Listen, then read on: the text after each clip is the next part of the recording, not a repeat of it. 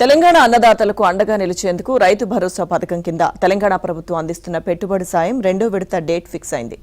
ప్రస్తుత యాసంగి సీజన్ కు సంబంధించి రైతు భరోసా పథకం కింద ఇప్పటికే తొలి విడతగా ఎకరాకు 6,000 చొప్పున రైతుల ఖాతాల్లో జమ చేసిన ప్రభుత్వం రెండో విడత ఆర్థిక సాయాన్ని అందించేందుకు సిద్దమైంది. ఏప్రిల్ 15 లోపు రెండో విడత డబ్బులను రైతుల అకౌంట్లలో జమ చేయనుంది. 5 ఎకరాల వరకు భూమి ఉన్న రైతులందరికీ ఇది వర్తిస్తుందని అధికారులు తెలిపారు. గత నెల మార్చి 22న సిద్దిపేట జిల్లాలో రైతు భరోసా మొదటి విడత నిధులను బటన్ నొక్కి విడుదల చేశారు సీఎం రేవంత్ రెడ్డి.